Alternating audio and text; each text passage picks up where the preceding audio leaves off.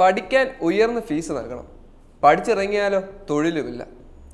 2 വർഷം മുമ്പ് വരെ സ്വപ്നഭൂമിയായി കരുതിയിരുന്ന കാനഡയിൽ ഇപ്പോൾ ഇന്ത്യൻ വിദ്യാർത്ഥികൾക്ക് വളരെ വലിയ ബുദ്ധിമുട്ടുകളും പ്രയാസങ്ങളും അനുഭവപ്പെട്ടുകൊണ്ടിരിക്കുകയാണ്. തൊഴിലില്ലായ്മ തന്നെയാണ് ഏറ്റവും പ്രധാനപ്പെട്ട കാരണം. അതുകൂടാതെ താമസ സ്ഥലത്തിൻ്റെ വാടക കൊടുക്കാൻ ചെറു ജോലികൾ എടുത്തു കഴിഞ്ഞുകൂടേണ്ട അവസ്ഥയിലാണ് ഇപ്പോൾ കാനഡയിലുള്ള വിദ്യാർത്ഥികൾ. നിരവധി വിദ്യാർത്ഥികളാണ് ഇപ്പോൾ കാനഡയിലേക്ക് പറന്നുയരുന്നത്. 10,000-ഓളം മലയാളി വിദ്യാർത്ഥികൾ ഇപ്പോൾ തന്നെ കാനഡയിലുണ്ട്. ഇവരിൽ നല്ലൊരു പങ്കും കഴിഞ്ഞ 3 വർഷത്തിനുള്ളിൽ കാനഡയിലേക്ക് ചേക്കേറിയവരാണ്. പക്ഷേ കാനഡയിലെ ജീവിത ചെലവ് താങ്ങാൻ കഴിയാതെ പല വിദ്യാർത്ഥികളും കടുത്ത പ്രതിസന്ധി ഇപ്പോൾ നേരിട്ടുകൊണ്ടിരിക്കുകയാണ്. ഇന്ത്യൻ വിദ്യാർത്ഥികൾ കനേഡിയൻ വിദ്യാർത്ഥികളെക്കാൾ 4 മടങ്ങ് ഫീസാണ് അവിടെ നൽകിക്കൊണ്ടിരിക്കുന്നത്. ഇന്ത്യൻ മണി വെച്ച് നോക്കുകയാണെങ്കിൽ ഏകദേശം 20 ലക്ഷം രൂപയെങ്കിലും അവരുടെ കണക്കുകളിൽ രേഖപ്പെടുത്തുന്നുണ്ട്. ഏജന്റുമാരുടെ ചതിയിൽപ്പെട്ടും പലരും എത്തിച്ചേർന്നത് നിലവാരമില്ലാത്ത കോളേജുകളിലും കോഴ്സുകളിലും. ലക്ഷങ്ങൾ കൊടുത്ത് പഠിച്ച കുട്ടികൾ ജോലി സാധ്യത പോലും ഇല്ലാത്ത അവസ്ഥയിലാണ് ഇപ്പോൾ നിലനിൽക്കുന്നത്. എഞ്ചിനീയറിംഗ് പഠിച്ചിറങ്ങിയ വിദ്യാർത്ഥിക്ക് കാർ ഓടിച്ചും ചായ വിറ്റും ജീവിക്കേണ്ട അവസ്ഥയാണ് കാനഡയിൽ ഇപ്പോൾ ഉള്ളത്. ഉള്ളതെല്ലാം വിറ്റും കടം വാങ്ങിയും ലോൺ എടുത്തും പലരും കാനഡയിലേക്ക് ചേക്കേറിയിട്ടുണ്ട്. വിഷാദരോഗം ബാധിച്ച് പലരും ഇപ്പോൾ ആത്മഹത്യയുടെ വക്കിലാണ് നിൽക്കുന്നത്. പലപ്പോഴും ആഴ്ചകളിൽ 2 മൃതദേഹങ്ങളെങ്കിലും നാട്ടിലേക്ക് കയറ്റി അയക്കേണ്ട സാഹചര്യം നിലനിൽക്കുകയാണെന്ന് കനേഡിയൻ റിപ്പോർട്ടുകൾ പറയുന്നു. അതിൽ നിരവധി മലയാളികളും. കുടിയേറ്റക്കാരുടെ അനിയന്ത്രിതമായ വരവ് മൂലം തദ്ദേശീയരുടെ തൊഴിൽ നഷ്ടപ്പെടുകയും വീട്ടുവാടക വൻതോതിൽ ഉയർത്തുകയും ചെയ്തിട്ടുണ്ട് കാനഡക്കാർ. ഇതോടൊപ്പം തദ്ദേശീയരുടെ കുടിയേറ്റ വിരുദ്ധ വികാരം കാര്യങ്ങൾ കൂടുതൽ പ്രതിസന്ധിയിലാകുന്നു. അതെല്ലാം നമ്മൾ നിരവധിയായി ചർച്ച ചെയ്തതുമാണ്. തൊഴിലില്ലായ്മയും താമസിക്കാൻ വീടുകളുടെ ലഭ്യതക്കുറവുമാണ് തദ്ദേശീയരെ ഇന്ത്യക്കാർക്ക് നേരെ തിരിയാൻ പ്രേരിപ്പിച്ചുകൊണ്ടിരിക്കുന്നത്.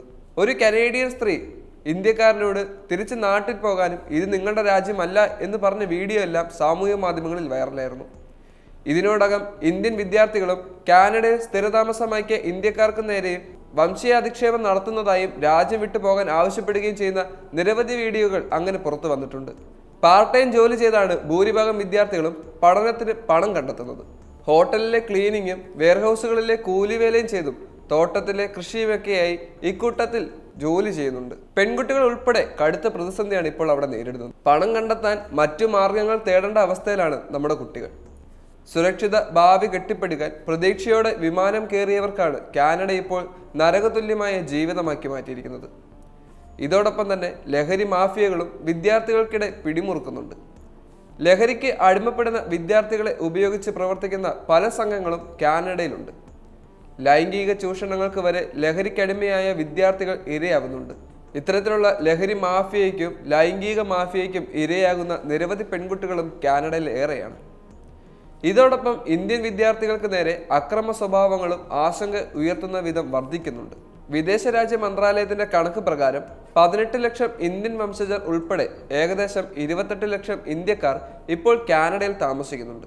ഇവരിൽ 7,70,000 പേരും സിഖുകാരാണ്.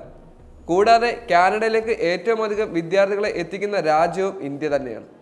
ഏകദേശം 4,27,000 ഇന്ത്യൻ വിദ്യാർത്ഥികൾ ഇപ്പോൾ അവിടെയുണ്ട്.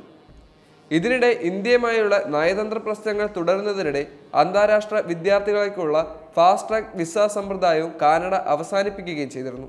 കാനഡയിൽ ഉപരിപഠനം നടത്തുന്നതിന് ആയിരക്കണക്കിന് അന്താരാഷ്ട്ര വിദ്യാർത്ഥികൾക്ക് വളരെ വേഗം വിസ ലഭ്യമാകുന്ന സമ്പ്രദായമായിരുന്നു ഇത്. അപേക്ഷിച്ച് 20 ദിവസത്തിനകം വിസ നടപടികൾ പൂർത്തിയാകും എന്നതാണ് ഇതിൻ്റെ പ്രത്യേകത. ഓരോ വർഷവും ആയിരക്കണക്കിന് ഇന്ത്യൻ വിദ്യാർത്ഥികളാണ് കാനഡയിലേക്ക് എത്തുന്നത്. 2023 മാത്രം 2 ലക്ഷം ഇന്ത്യൻ വിദ്യാർത്ഥികൾ ഈ വിസയിൽ കാനഡയിൽ എത്തിയിട്ടുണ്ട്. അവർക്കെല്ലാം ഇപ്പോൾ അവിടെ എന്ത് ചെയ്യണമെന്ന് അറിയില്ല. ഇതിനെല്ലാം ഒരു പരിഹാരം കണ്ടെത്തുന്നതിന് ഇന്ത്യൻ സർക്കാരും കാനഡ സർക്കാരും ഒരുമിച്ച് പ്രവർത്തിക്കേണ്ടത് അത്യാവശ്യമായി കഴിഞ്ഞു. കുട്ടികളുടെ ഭാവി ഇല്ലാതാകുന്നത് ഇരു രാജ്യങ്ങൾക്കും വലിയ പ്രശ്നങ്ങൾ ഉണ്ടാക്കാൻ സാധ്യതയുണ്ട്. അതിനാൽ ഉടനെ തന്നെ ഇതിനെല്ലാം ഒരു നടപടി സ്വീകരിക്കുമെന്ന് പ്രതീക്ഷിക്കാം.